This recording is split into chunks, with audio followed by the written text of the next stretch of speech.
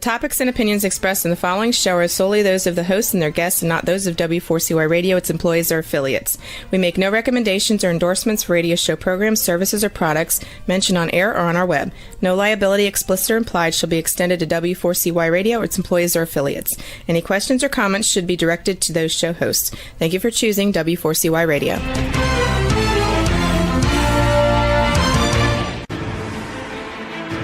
What's working on purpose anyway? Each week, we ponder the answer to this question. People ache for meaning and purpose at work, to contribute their talents passionately and know their lives really matter. They crave being part of an organization that inspires them and helps them grow into realizing their highest potential. Business can be such a force for good in the world, elevating humanity. In our program, we provide guidance and inspiration to help usher in this world we all want, working on purpose. Now, here's your host, Dr. Elise Cortez.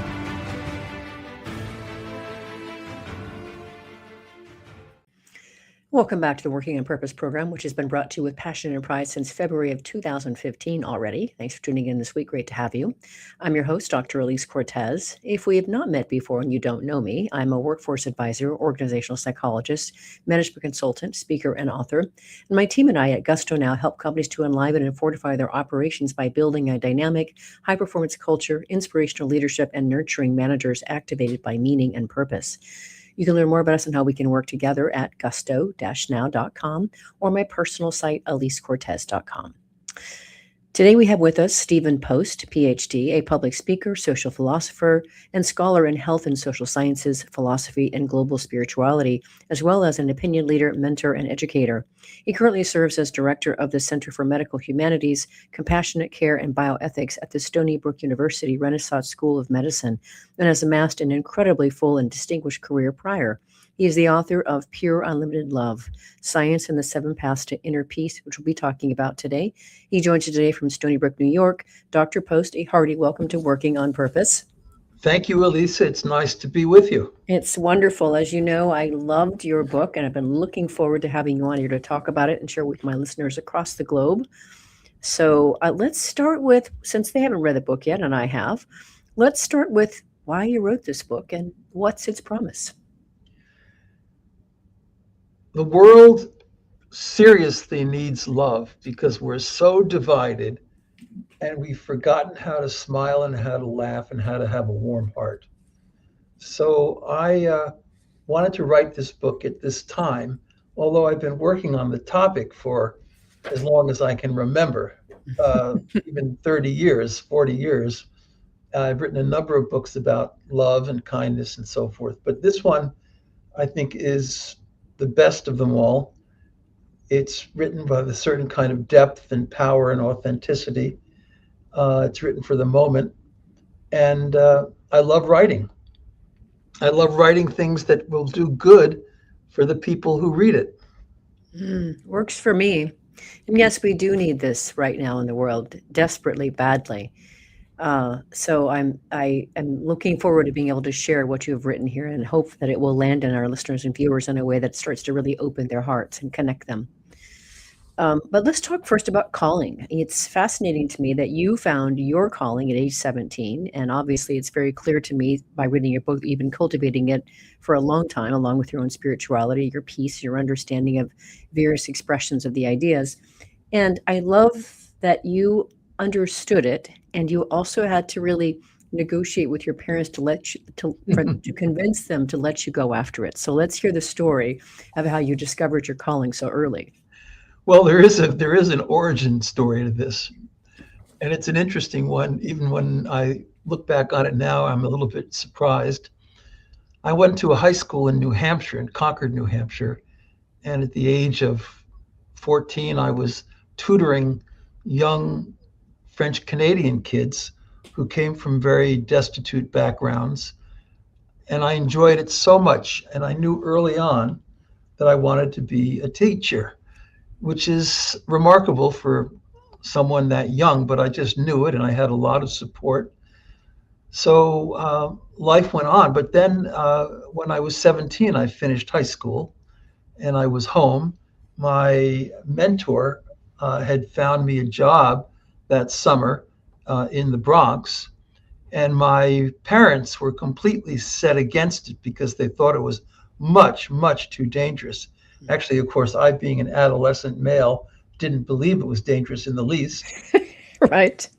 But nevertheless, uh, we had some knockdown, drag out arguments about this for at least several days.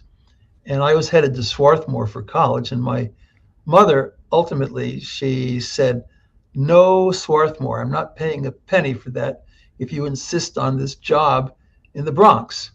And my father, who'd been a lieutenant commander in the Navy and has a very strong personality, he supported her.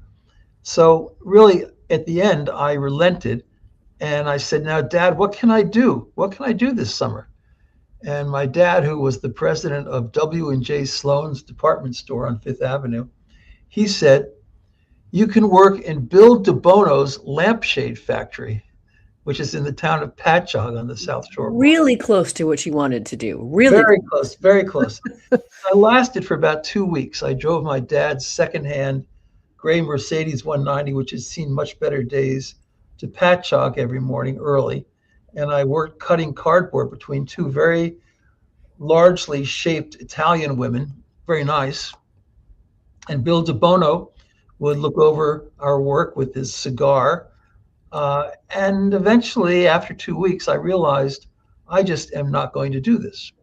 So I drove out to West Hampton, which is the east end of Long Island.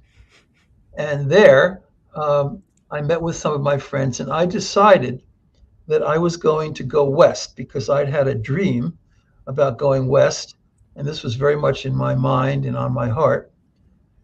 So late one night, I took that Mercedes. It was a Saturday night, and I just drove due west through New York, through Manhattan, that is, and over the George Washington Bridge. And there I saw two signs. One said Route 80 West, and the other said 95 South. I knew I was going west. It was intuitive. And that's how I got my start. So as I stopped in the middle of Pennsylvania at the Lewisburg exit, because the generator for this car had fallen apart. There was no place I could go. There were no gas stations around, no telephone booths. So I wrote a note to the Pennsylvania State Police, which is in the book. Yes, it is. It's fantastic. I wrote in pencil, by the way, because I wanted to hear the graphite rolling. Understand. Yep. To the Pennsylvania State Police. Please return this car to Henry A.V. Post, 44 Davison Lane East, West Islip, New York. Phone number 516-669-5655. From his son, Stephen, who no longer works in the lampshade factory. That's such a great story. And that's how I got my start. So I hitched a ride out to Chicago in a big white truck.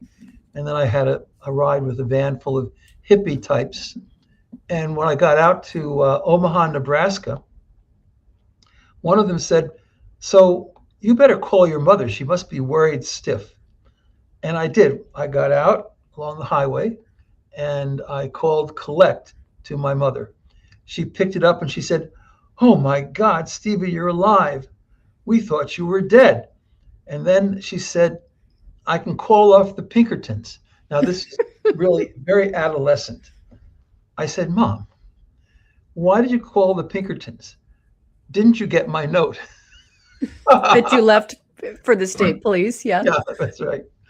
And I won't go into the details, but eventually I made it out to San Francisco that summer. And I went up to Oregon to Reed College.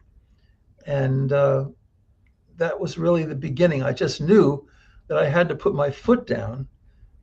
My mother eventually recognized that they probably should have let me just take that job in the Bronx. It would have been a lot easier than Dad having to go out to Pennsylvania, but such is life. So I did fine, and I can't say too much more about it. But the point is, when you feel you have a calling, and I felt I had a calling, sometimes you have to really fight to stick with it. You know, what is a calling? For me, the first chapter of this book, May You Give and Glow. It's how elated people feel when they contribute meaningfully to the lives of others using their talents creatively. And of course, that's nice if it's sporadic. But if you can get to do that every day of your life and blur the line between work and play, then you have a calling. Then you've found your calling. Mhm. And I've been teaching in medical schools for 40 years, University of Chicago, Michigan, Case Western for 20 years, Stony Brook for 17 years now. And every day I come into my office and I feel elated. I have a helper's high Mhm. because I know I'm doing what I want to be doing and I feel that I should be doing. Mhm. I so celebrate that, Dr. Post, and I really appreciate that you had the wherewithal and the courage and the capacity to push back on your parents. There are so many people who don't do that. I meet them then in their 40s and 50s, and they are then wanting to start over, really pursue what really matters to them, and that's a whole different way. I'm grateful that they get there, but maybe it's a little bit cleaner route if you can just do it when you know you're already convicted at a younger age. So Yes, celebrate that you just had that conviction and you just went for it against the odds. against the odds.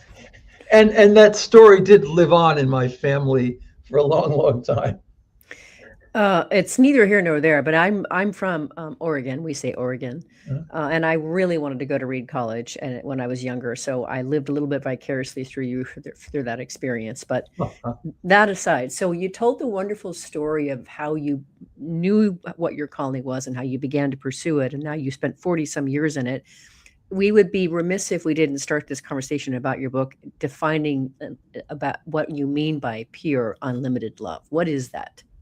Well, there are two definitions in the introduction. The first one is unlimited love. What is love, basically, in the sort of ordinary, everyday human sense?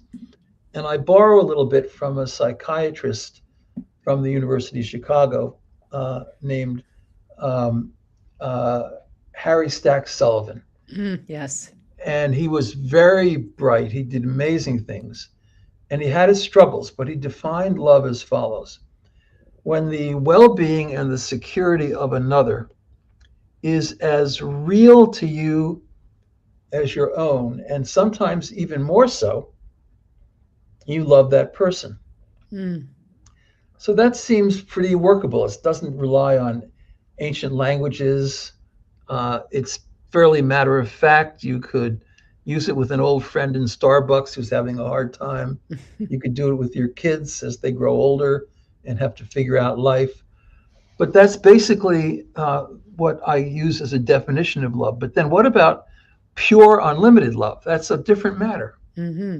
So as I was sitting in this office with Jeff Trilling, who was a wonderful colleague of mine, he just retired, I asked him, what's your definition of pure, unlimited love? And he thought very carefully about it. He was a nephew of Lionel Trilling, the editor of the New York Review of Books. Mm. So he had a way with words. Mm. And very carefully he said, pure, unlimited love is the first thing you will see when you close your eyes for the last time, hopefully. Mm. So that gets into the metaphysics that somehow love is an ultimate reality. And because you're a businesswoman, among many other things, you might want to know that I had a lot of mentoring from Sir John Templeton, the investor. Mm-hmm. And Sir John uh, died in 2008 in Lyford Key. And as he was dying, he realized there was a book that he wanted to write. He'd written some books over the years, but he was not going to have an opportunity to write it. So his son, Jack, who was a pediatric trauma surgeon at CHOP, the Children's Hospital of Philadelphia, called me on my flip phone. I was on Route 80, by the way, in New Jersey when he called. And he said, Dad is dying. I said, Jack, I'm so sorry. Is there anything I can do? And Jack said, well, actually, there is. Dad has a favor to ask of you. Mm. He wants you to write a book, which he will not be able to write. And I thought, carefully about it, because that's a fairly audacious thing to do. And I said, did he give you a title, Jack? And Jack said, yes. Ultimate reality is unlimited love. Mm. And I was in the medical school at Case Western, and I thought about that for a moment. And I said, could you go back to his bed and ask him if we can get a question mark at the end of that? Because it would take a little of the pressure off me. So, plausibility is easier than proof. And so I waited a minute, and Jack came back and he said, yeah, Dad says, is ultimate reality unlimited love, question mark. And I went ahead and in a couple of years, I wrote that book and published it with the Templeton Foundation Press. Mm. And it was really true to Sir John's thinking. He trusted me with that because we'd spent a lot of time together.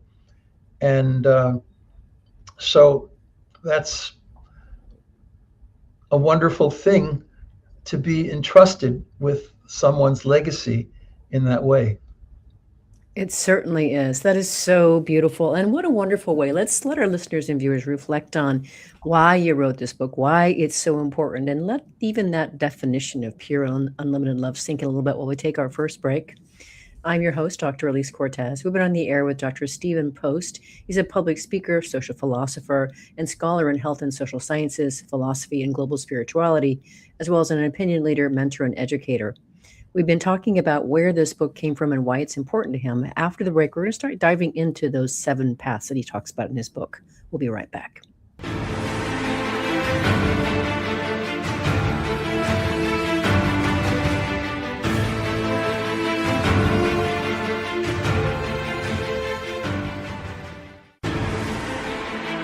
Dr. Elise Cortez is a management consultant specializing in meaning and purpose, an inspirational speaker and author. She helps companies visioneer for greater purpose among stakeholders and develop purpose-inspired leadership and meaning-infused cultures that elevate fulfillment, performance, and commitment within the workforce. To learn more or to invite Elise to speak to your organization, please visit her at elisecortez.com. Let's talk about how to get your employees working on purpose.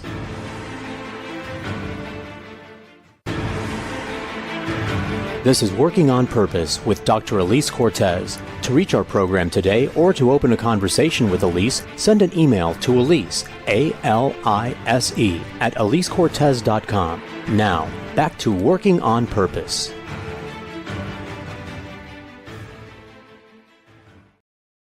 Thanks for staying with us, and welcome back to Working on Purpose. I'm your host, Dr. Elise Cortez. As I am dedicated to helping create a world where organizations thrive because their people thrive. They're led by inspirational leaders that help them find and contribute their greatness, and we do business that betters the world. I keep researching and writing my own books. So one of my latest came out called The Great Revitalization, How Activating Meaning and Purpose Can Radically Enliven Your Business.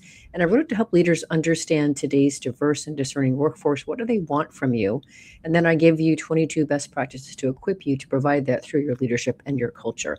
You can find my books on Amazon or wherever you buy your books, or my website, elisecortez.com. If you are just joining us, my guest is Dr. Stephen Post. He's the author of Pure Unlimited Love, Science and the 7 Paths to Inner Peace. So before we dive into some of these paths, I want to situate for our listeners and viewers how you did this. So you provide our 7 paths, and then you then let us delve into each of these paths through your wheel of love, Yes. which has 10 forms of love and why they're so important to healing. And I want to just call out that one of those, which we can, as we go along, we can talk about a few of them, but one of my favorites of the wheel of love is the carefrontation. I just think that, and in fact, I already shared that with somebody that I've been coaching for a while, Dr. Post, and they loved it as well. So I just want to call that out. And as we're going through as many of these paths as we can get to and talking about them, bring them to life, I would love for you to share your choice of one of those wheel of love applications as we go to kind of help bring the path to life. Yeah? Yes, we can do that. Okay. You've already talked about the first path, which is give and glow. And I love that. I love the whole idea of, being able to give in a way that causes you to glow. I just love that. I don't know if you want to say anything else about that. You've already kind of mentioned it, but it's up to you. Well, it's just a wonderful notion because so many people suffer with the mistaken assumption that everything is transactional. Mm-hmm. Yeah. Give and glow frees them. It allows them to realize that they have within themselves a certain natural affinity for kind giving, and that if they can stay in touch with that, they will be happier and healthier, and they will probably, as we've shown, live longer. Mm. So there's nothing wrong with that. It's all positive, and you don't have to count the paybacks. Mm. Yeah, it feels, you reminded me just very quickly, on the 4th of July last year, I was out with my 22-year-old daughter, and we were having a meal, and there was this a woman with her two children, and they appeared to be like 4 and like maybe 8 or 9 or something, and the little girl was drawing a picture, and he was reading this one of the books that I've read. I forget what it's called, but it's a very challenging book for adults as well, for alone. Anyway, I came up and chatted with them and just said something about her drawing, and she just lit up. And it's not hard to make someone's day, right? And so we left the restaurant. I paid the tab, and then all of a sudden, the little girl bolts out of the restaurant, and she runs up to me, and she's waving this little piece of paper. And she said, "I drew this for you. I drew this for you." And I looked down, and it was a picture of me, apparently, and her. And so I said, "Can I give you a hug?" And she said, "Yes." And so it turns out that they were from Korea, and the woman was here to join her husband. But that was just a simple example of this, right? And I got so much goodness out of that. And it was not a difficult thing to do at all. Beautiful. It is beautiful. And one of the things I was very fortunate to be involved with when I came to Stony Brook from Case Medical School, it was the summer of 2008. And that was just before the financial downfall. Yes. Mm-hmm. And so 2009 was a tough year. Yeah. And I was contacted by United Health because they wanted to do a survey of adult Americans. Mm. And they asked them, how often did you volunteer? This was in early 2010. Looking back, how often did you volunteer in 2009? And 41% had done volunteer work. How much? Not a whole heck of a lot, 100 hours for the whole year. If you break it down, that could be an hour or two a week, not huge. And then we asked them questions in positive psychology about how that made them feel. So 73% said, lowers my stress levels. Yeah. 89% improve my well-being. 92%, and here is purpose for you, 92% enriched my sense of purpose in life. Yeah. Mm-hmm. 68% volunteering made me feel physically healthier. Recovery from loss and disappointment, 78%. It's amazing, actually. And they were freed from a lot of anxiety and feelings of helplessness. So we did a study of widows and widowers who had been happily married, but now they were struggling a bit with not necessarily depression, but they were having to adjust to a new life, and it wasn't so simple for them. And it turns out that the ones who could self-report that they were helping others in their neighborhoods or maybe in their vicinity, their hospitals, the Alzheimer's Association, whatever it might be, they were getting through this process of grief and bereavement a little more quickly and in a little more lasting fashion. Yeah. So I got a call from the New York Society of Widows and Widowers, there is such a thing. And they said, we're having our annual talk in Manhattan, and why don't you come in and speak with everybody? So I came in, I gave a plenary address about this study. And at the end, there was a guy in the back of the room. There were a lot of people there, and he started waving his hands quite frantically. And he said, I don't care what you say, buddy. I don't do nothing for nothing. Mm.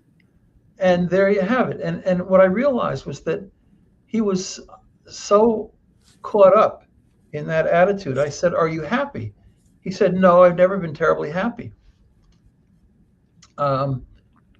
So we talked about it for a while, and I don't know what happened to him, but it just shows you that sometimes people are so caught up with this idea of you have to get back in order to justify giving, or else you're just a sucker. They're so caught up in that it hampers them and keeps them from discovering their deeper selves. Yeah. Yeah. So you talk about that in the book. I remember that story. That's interesting. Um, well, do you want to share something from the wheel of love that would help bring that one to life? Well, the wheel of love, there are 10 expressions of love. I get up in the morning and I pray for half an hour. I meditate a little bit and prep myself for the day. Then I drive down Route 25A on Long Island to get to Stony Brook Medical School, which is where I am right now. And I'm being intentional about what form of love I want to bring to my office, because I have people I'm responsible for. And I can't just talk about love, because it's sort of, what kind of love are we talking about? Love of chocolate, designer jeans, you name it. So you have to navigate that. But once you start talking about the expressions of love, it becomes very easy. And you have a real practical, concrete leadership philosophy. So I'll go with carefrontation. Okay. Sometimes, one of the people I work with has just sort of gotten off track. They're going away from what I know is their better half. And I don't want to be confrontational. I don't believe in the idea of tough love, because it usually doesn't work. Yeah. But carefrontation works. And I didn't invent that term myself. I have to fess up about that. Scott Peck. Yes. M. Scott Peck, who I'd been at Case Western Med for 20 years. He graduated from there before I got at Case, and he wrote a great book called The Road Less Traveled. It was the first book that I read that left a major impression on me. Yes. That's great. And he uses the word carefrontation. So up here in my cabinet, I have a whole file of letters between Scotty Peck and myself. And he tells me, you need a form of love that straightens people out in a loving way. And it's not confrontational, but it's something deeper. So he said, I give you permission to use my word, carefrontation. So I have that in writing and it's signed. But yeah, carefrontation is an art form. And I'm in a department of preventive medicine too. So a lot of patients come in here and they have challenges in life that they need to correct.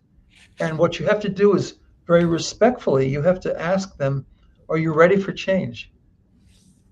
And if you are, what would you like to try to do?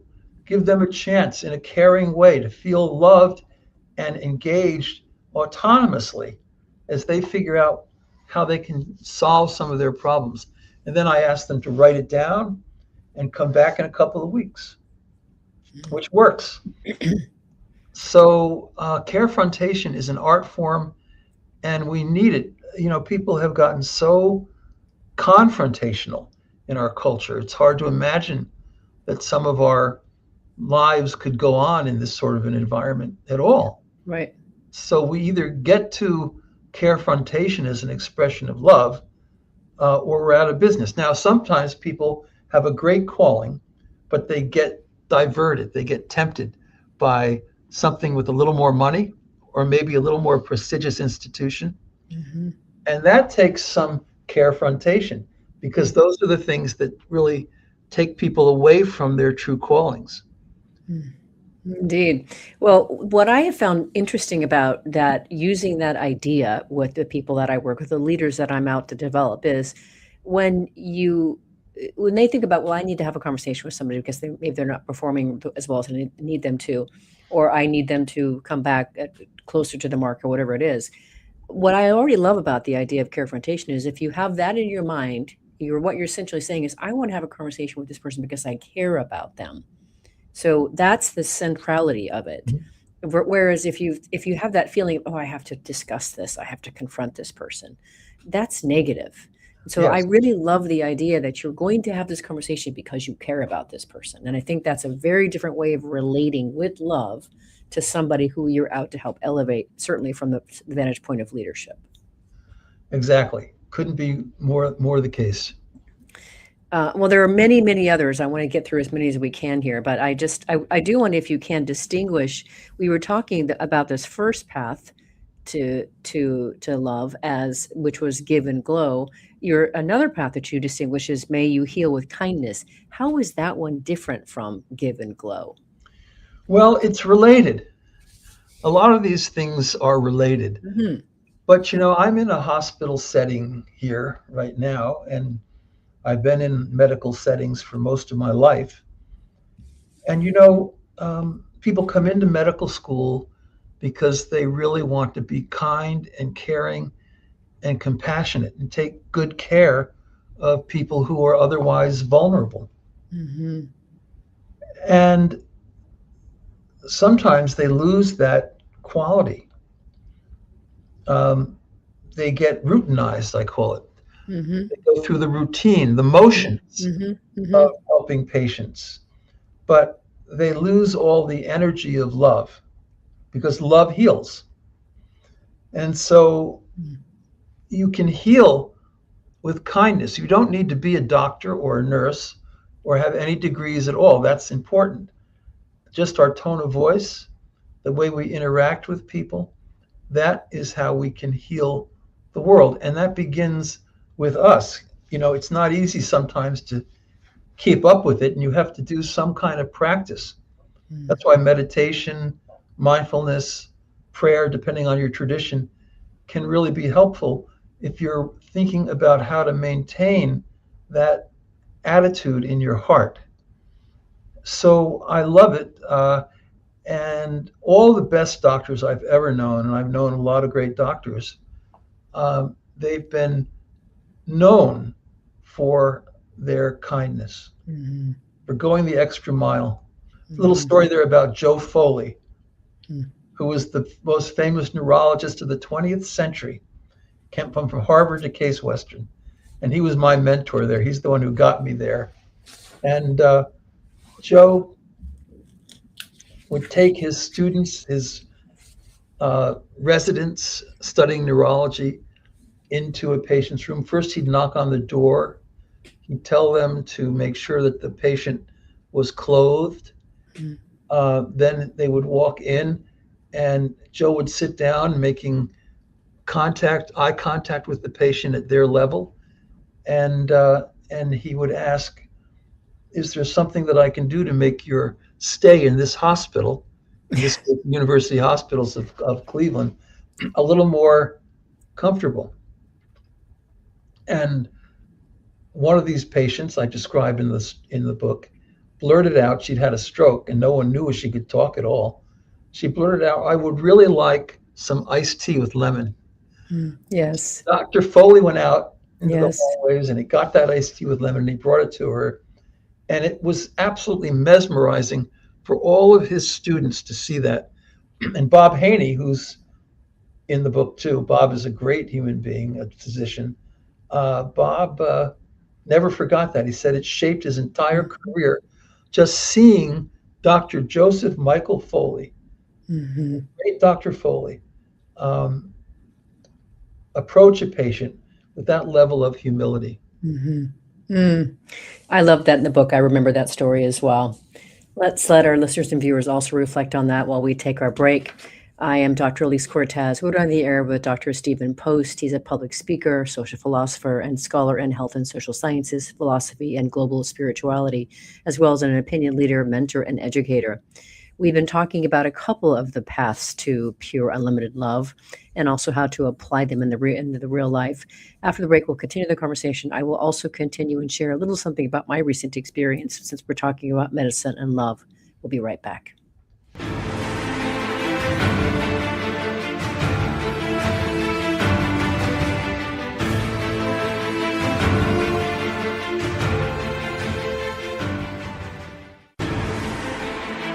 Dr. Elise Cortez is a management consultant specializing in meaning and purpose, an inspirational speaker and author. She helps companies visioneer for greater purpose among stakeholders and develop purpose-inspired leadership and meaning-infused cultures that elevate fulfillment, performance, and commitment within the workforce.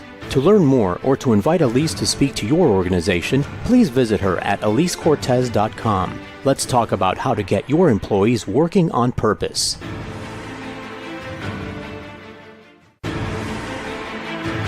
This is Working on Purpose with Dr. Elise Cortez. To reach our program today or to open a conversation with Elise, send an email to Elise, A-L-I-S-E, at elisecortez.com. Now, back to Working on Purpose.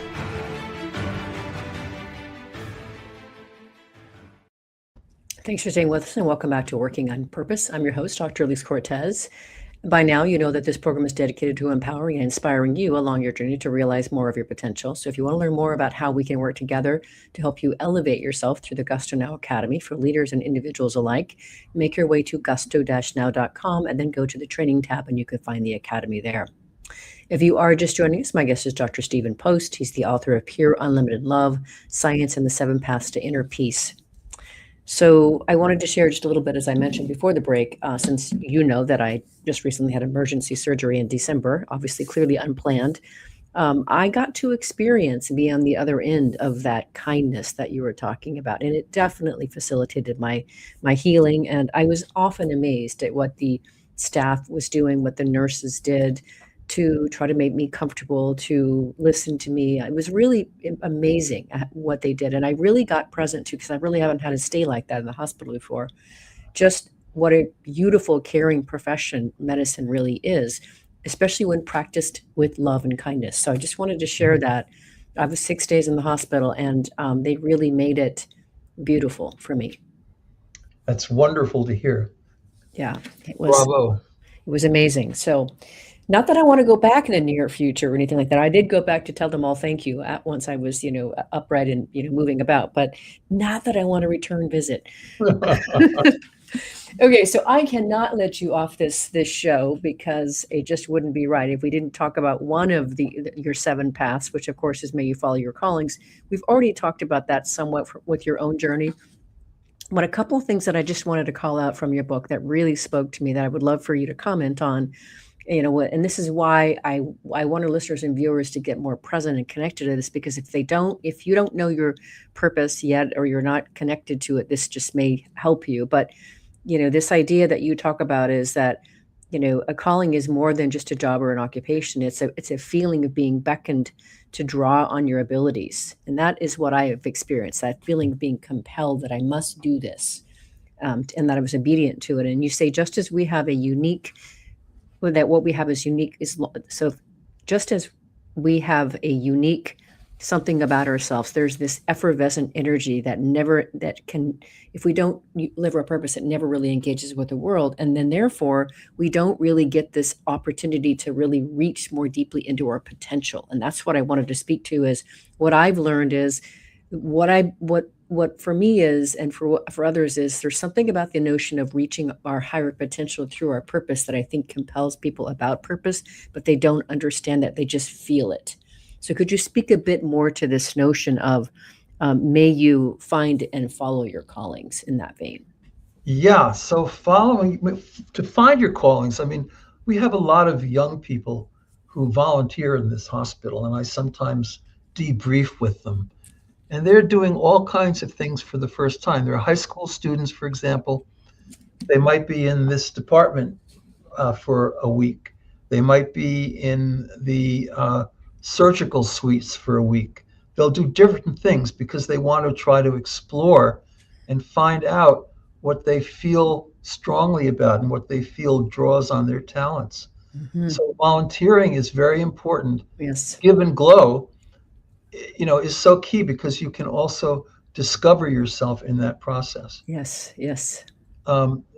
Now, as far as your question goes, Repeat that one more time. It was the notion of there's what I called that in that little bit of your book Right. was the connection between when you really give yourself over to following your calling, Right. that you're really tapping into a deeper connection of potential within yourself. You're drawing on more of your deeper talents and energies, which calls forth a deeper sense of potential from yourself. Yeah, because if you're just fitting in at your job, and a lot of education, I'm afraid to say, focuses on just getting people to a point where they can fit in with their jobs. But that's Yes. really not what you want. Montessori, in the Montessori system, Mm-hmm. believe that you want to educate people to discover their creativity. Yeah. When I was in Cleveland, I used to drive out about 45 minutes to the west on Route 90 to the birthplace of Thomas Edison, Mm. Milan, Ohio. He was thrown out of school when he was 11 years old because Wow. his mind was completely unfocused. Mm. And so he came home to his mother on the farm, Yes. and she said, "Thomas, what you can do is tinker in the barn." They had a big barn, it's a big red farm. It's still there. It's a museum. And she said, "Maybe you can be a light to the world." And you know what? He was. Mm. So he spent his whole life. He said, you know, he loved work. He loved what he was doing so much. It was such a calling for him. It was so fulfilling that it clearly brought out his best. Yeah. And if you think about it, in our world today, so much energy and time and talent is wasted and lost because people are not educated or encouraged to find their callings. So this is a little bit embarrassing, but I actually one day was in Penn Station and I looked around and there were all these wonderful young people, but they were just so morose. They were just head down, not going anyplace or doing anything, and they were smoking and whatever. And I walked up to one of them and I said, "Do you know that you are a miracle of the universe and a wonder of creation?" That was out of my mind, and maybe I was.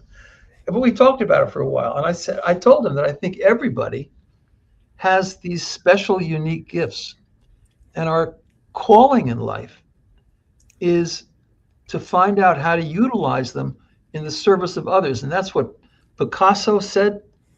That's what William Shakespeare said.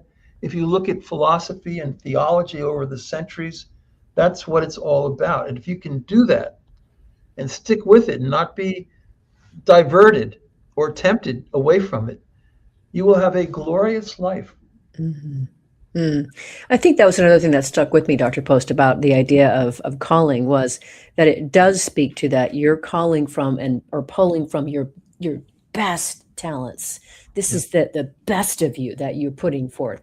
And I think that's another thing that I wanted to celebrate about that we don't often hear when we're talking about callings or purpose. So I wanted to celebrate that aspect too. Oh, yeah, it's so important. And, having a calling will mean that you never have to work. I mean, there are drudgery elements to every job, including my own, believe it or not. Sure. But I always come to work with a smile. I love what I do. And because it's a calling, I'm endlessly creative. Mm-hmm. Mm-hmm. As I think you are, I'm just endlessly creative. I never feel depressed. I never feel slowed down because there's just so much I can do. I just love teaching these brilliant young people. Yeah. And it's such an honor. And, it makes me happy every day. Mm-hmm. Isn't that wonderful? That's what I'm out to help more organizations create create an environment for them to experience and step into as well. So I am 100% with you, Dr. Post. Let's take it on the road. Let's go. Sure. Okay. There are many other paths. I mean, you have 7 in your book, but I have to have you talk because I really align with this one as well. One of the paths is, may you cherish the gift of nature. Yes. There are so many people that I meet, Dr. Post, who say, I grew up in the cement jungle. I don't know what you mean. What do you mean nature? I am somebody who I go out and commune with the rain when it rains outside. The rain talks to me. So speak a little bit about this path, about may you cherish the gift of nature. You know, psychiatrists now, without embarrassment, talk about nature deficit disorder. Yep. It's not formal as a diagnosis yet, but I think it will become that. And when you get out into nature, you shut down all of the negative emotions, the bitterness, the hostility, the resentment, and so forth, because the awe of nature, Yes. nature is so awesome and wondrous. This is why people at Berkeley, like Keltner and others, have written best-selling books on awe. Yes. And you know, awe is such an important feeling to have. Mhm. But unfortunately, by the way, when I was at Reed, Jobs slept on my floor, and we read the autobiography of a yogi. Just so you know that. You mentioned that. I was like even more envious. Yeah, but those were the days. And you know, the thing about having all these wonderful white devices on every surface in your home is that it keeps us away from one another. Mm-hmm. We relate to each other through these devices, not person to person. I was up in Canada not too long ago, and I had a conversation with the guy who got the Nobel Prize for AI. He's now at the University of Toronto. And, you know, um, he gave a very, very profound address when he received the prize because he said he did not think that this artificial intelligence was going to be to the benefit of humanity. Mm. Now, it may be in some ways, even in a hospital, it can help you read a picture, an image, an X-ray, an MRI. But ultimately, if it's dehumanizing, it's counterproductive. Yeah. And a lot of our young people, I'm so sorry to say this, a lot of our young people are struggling because they've just been brought up on these devices. I was with a friend of mine, Nick Duncan, at a French restaurant in Manhattan some years ago. And there was a three-generation family sitting next to us at a table. Grandma and grandpa, the parents, and the two kids. Mm-hmm. The two kids were completely locked in to their devices, and they were holding them up. They were held up on little stands. Right. And the grandparents, you could see, were trying to get through to their grandchildren with positive psychological messages about gratitude and kindness and Yeah. Yeah. creativity. But the kids didn't even bat an eye. And, you know, that's what's happening, where we wonder why some of our children are suffering so much, because they're not really in the real world. Yeah. That we were evolved, and you know, that we developed our brains to connect person to person, not person through machine. Right. Right. Right. Right. Yeah, I echo that. In fact, one of your other pathways is may you raise kind children. And we Yeah. don't have time to talk about that, but let's just put that out for our listeners and viewers. That's one of your pathways Yes. to pure unlimited love. So we've come to the end already. It goes by so fast, Dr. Post. The show is listened to by people around the world. What would you like to leave them with? So I think that we're going through a challenging time right now. However, a quote from Eleanor Roosevelt. Hmm. Just FYI, my grandfather, Edwin Main Post, married a woman named Emily. Mm-hmm. Just saying that. And who told me not to put my peas on my fork with my thumb. But I preferred Emily Post to a lot of people. And she felt that we all need to get back to basics. We need to learn how to say thank you, how to be kind to one another, just in the simplest way, especially when we're young. Yeah. But the one I really like is Eleanor Roosevelt. And one of her famous quotes: the future belongs to those who believe in the beauty of their dreams. Mm. And of course, you've got to have dreamers to do that. So everybody, you just need to start dreaming, stick with your dreams, don't give up on them ever, and you will live a fruitful, fulfilling life. What a beautiful way to finish, Dr. Post. I am so delighted and happy to know you and to be enlarged and enlightened by your book and now sharing with our listeners and viewers around the world. Thank you for being on Working on Purpose. Well, thank you, Elise, and keep up your great work. It's a very important mission. Thank you. I think I will. I'm a bit addicted to this calling. Listeners and viewers, you're going to want to learn more about Dr. Stephen Post, the work that he does in his books, including this last one that he's written, Pure Unlimited Love. You can start by visiting the site unlimitedloveinstitute.org. That will give you a good start to learn about him. Last week, if you missed the live show, you can always catch it via recorded podcast. We were on the air with Gray McDowell, talking about his book, Crafting a Corporate Camelot, Where Leadership Becomes Legend. He drew some alluring comparisons between the lessons we can learn about creating strong culture and leadership fit for today's times from really with legendary King Arthur and his leadership and his downfall. It's quite an interesting way to talk about it. Next, we'll be on the air with Monica Browning-Mitchell talking about her fresh research, where she explored the impacts of return to office mandates and ways to mitigate them in Fortune 500 companies. This is the topic many companies are still grappling with, and Monica has a seasoned executive herself. She's been drawing on this research to shed light on the viable ways forward. See you next week for another educational and nourishing conversation. Together, let's lean in and learn how to create destination workplaces that call forth the best from everyone, build our inspirational leadership capacity, and find ways to do business that betters the world. Let's work on purpose. We hope you've enjoyed this week's program. Be sure to tune into Working on Purpose, featuring your host, Dr. Elise Cortez, each week on W4CY. Together, we'll create a world where business operates conscientiously, leadership inspires impassioned performance, and employees are fulfilled in work that provides the meaning and purpose they crave. See you there. Let's work on purpose.